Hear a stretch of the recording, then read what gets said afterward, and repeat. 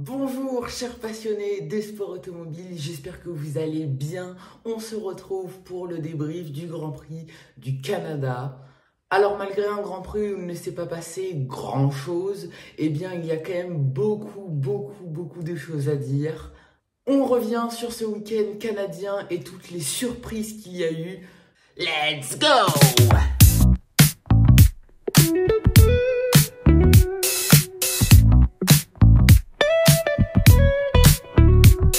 Bon, alors pour commencer, on va bien évidemment parler de Haas qui a fêté son 200e Grand Prix au Canada. Haas qui a été fondé par Gene Haas et qui a fait son apparition en Formule 1 en 2016. Cette écurie qui n'a jamais connu de grand succès, même s'ils ont créé la surprise à plusieurs reprises.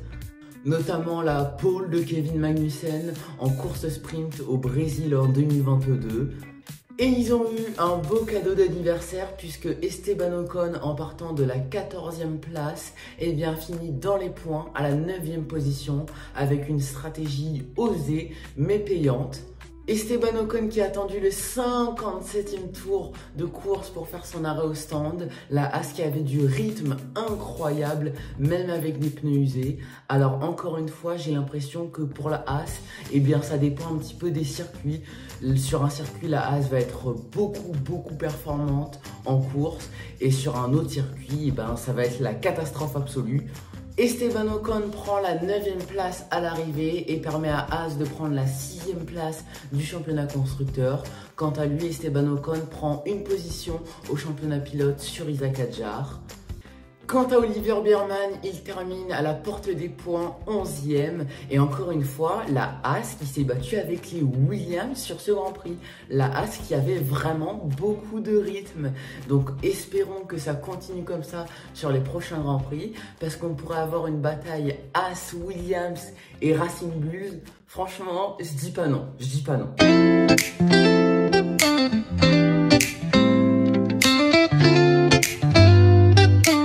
Williams, eux, ont connu un week-end assez compliqué. Alexander Albon qui a perdu son capot moteur en Q2, voilà tout simplement. Son capot moteur qui s'est envolé. Ça est arrivé à Max Verstappen à Monza en 2016. Les mécaniciens de chez Williams ont réparé le capot moteur en un rien de temps, ce qui a permis à Alexander Albon de disputer la Q3. Encore une fois, bravo aux mécaniciens qui arrivent à réparer les voitures en peu de temps. C'est vraiment incroyable le boulot qu'ils font. Il s'est qualifié 10e et malheureusement en course, il a eu un problème moteur. Alors comme vous le savez, Williams est équipé d'un moteur Mercedes et malheureusement, c'est pas la première fois qu'on voit un problème sur le moteur Mercedes cette saison. C'est arrivé à Kimi Antonelli à Imola, c'est arrivé sur l'Aston Martin de Fernando Alonso à Monaco. Alors encore une fois, ce moteur Mercedes qui perd en fiabilité.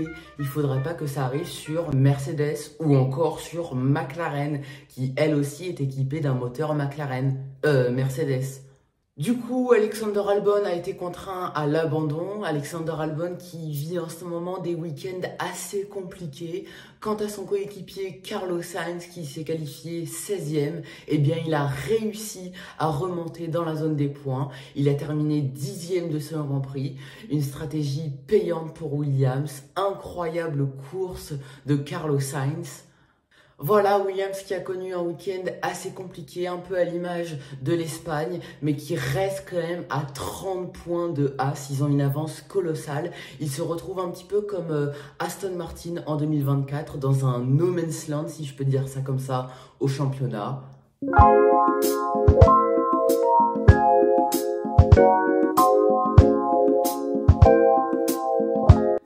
Ferrari aurait pu remporter la course ce week-end.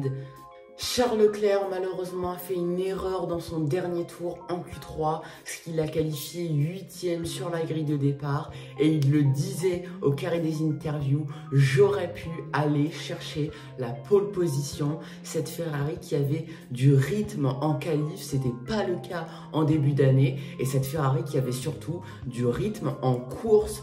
Charles Leclerc avait à un moment un meilleur rythme que les leaders. La Ferrari qui était vraiment ultra performante sur ce week-end. Elle aurait presque pu jouer le podium. Malheureusement, les stratèges chez Ferrari se sont un petit peu pris les pieds dans le tapis sur la stratégie. Charles Leclerc voulait faire une stratégie à un arrêt. Malheureusement, les stratèges chez Ferrari ont voulu faire une stratégie à 2 arrêts. J'ai l'impression que les stratèges regardent plus les chiffres que la course. Et ça devient un petit problème, malheureusement.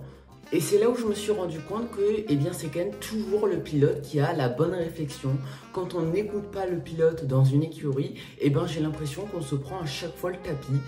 Et c'est exactement ce qui s'est passé pour Ferrari. On n'a pas écouté Charles Leclerc et on n'a pas écouté Lewis Hamilton.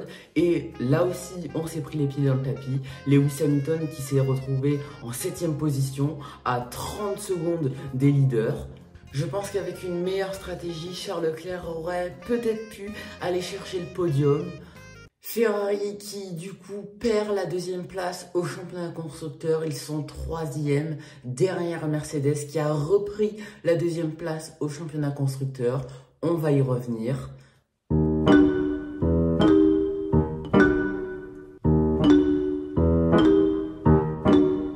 Bon, McLaren.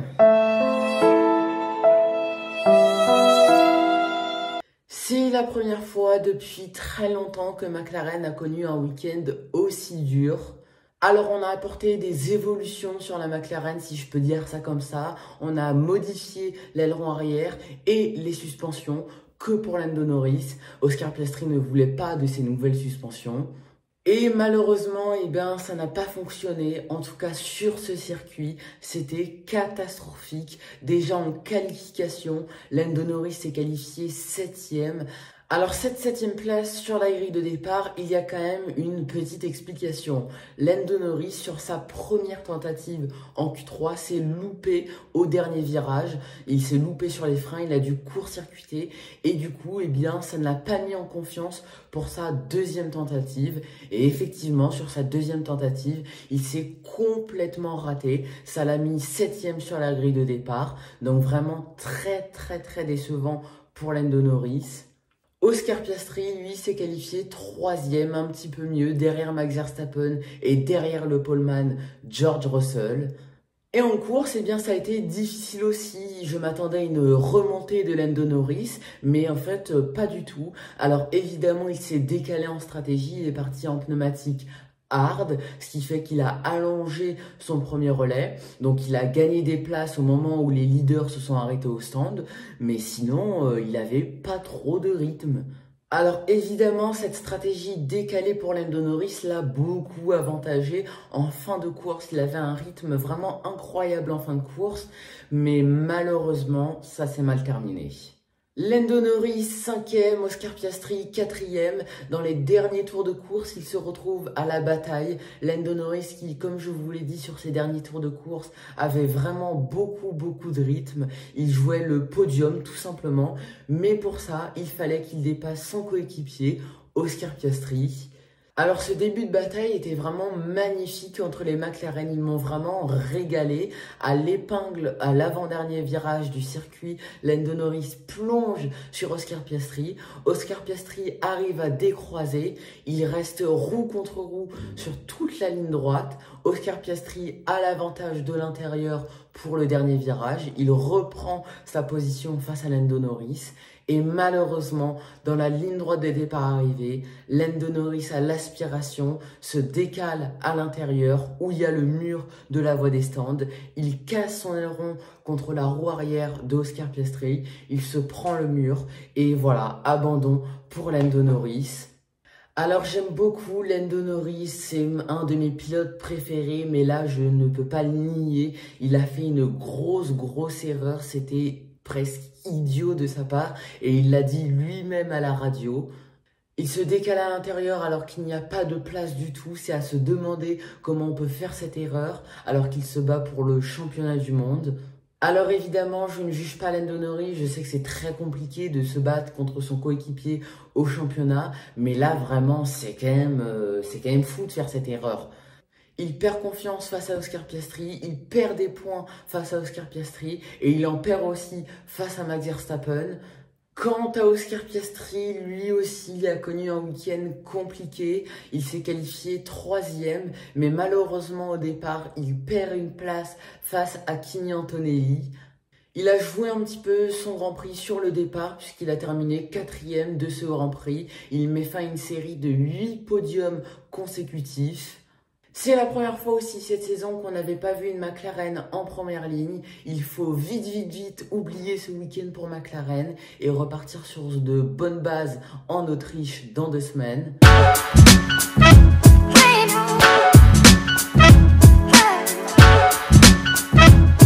Bon, Mercedes, voilà, je sais pas quoi vous dire, ils ont fait un week-end incroyable.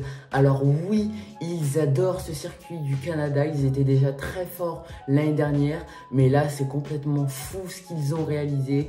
George Russell qui a pris la pole pour la 2e fois consécutive sur ce circuit pour 160 millième face à Max Verstappen, tout simplement incroyable. On a retrouvé Max Verstappen et George Russell en première ligne. Alors je vous avoue que sur ce départ j'ai eu un petit peu peur que ça tourne mal entre les deux, mais finalement non, ils étaient très calmes. George Russell a mené sa course de bout en bout, la stratégie j'ai rien à dire, il remporte ce Grand Prix du Canada devant Max Verstappen 2e et devant Kimi Antonelli 3e, le jeune prodige italien qui a fait son premier podium au Canada à seulement 18 ans. C'est incroyable, Kimi Antonelli. L'Italien qui a pris la 3e place au départ face à Oscar Piastri. Et après, franchement, il avait un bon rythme. Franchement, Kimi Antonelli m'a vraiment impressionné sur ce Grand Prix. Il m'avait déjà impressionné en début de saison, mais là, il me confirme que vraiment, il est incroyable ce rookie. Doublé Mercedes en quelque sorte sur ce Grand Prix. 130e victoire de Mercedes en Formule 1. Comme je vous l'ai dit, Mercedes reprend la 2e place au championnat constructeur. Ils reprennent quelques petits points sur McLaren, c'est presque rien, mais c'est déjà ça. Et encore une fois, ce championnat n'est pas joué du tout. Ça n'est pas joué au championnat pilote entre Oscar Piastri et Lando Norris. Et d'autant plus que Max Verstappen pourrait bien revenir sur les pilotes McLaren. Et aussi, n'oublions pas George Russell, évidemment. Et ça n'est pas joué au championnat constructeur, même si c'est quand même bien engagé pour McLaren.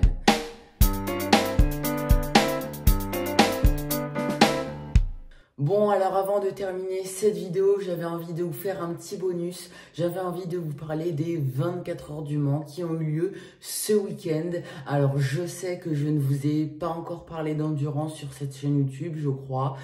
Mais j'avais quand même envie de vous faire un court résumé sur les 24 heures du Mans. C'est la Ferrari non officielle numéro 83 de Robert Kubica qui a gagné cette 93e édition des 24 heures du Mans. 3e victoire consécutive pour Ferrari aux 24 heures du Mans, la 12e de l'histoire des 24 heures du Mans. Une autre Ferrari était sur le podium et une Porsche qui se sont livrés une petite bataille en piste. C'était vraiment magnifique. Les deux Cadillac qui ont pris l'hyperpole, c'est comme ça qu'on l'appelle, c'est pas la pole, c'est l'hyperpole, eh bien n'ont pas tenu le rythme du tout. Elles ont terminé aux alentours de la 7e, 8e position, si je dis pas de bêtises. Voilà, ce débrief touche à sa fin, j'espère qu'il vous aura plu. Encore une fois, n'hésitez pas à me donner votre avis en commentaire. Qu'avez-vous pensé de ce Grand Prix du Canada ?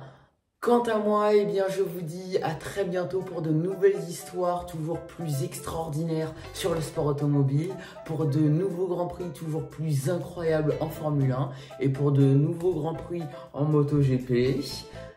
Ciao, chers passionnés!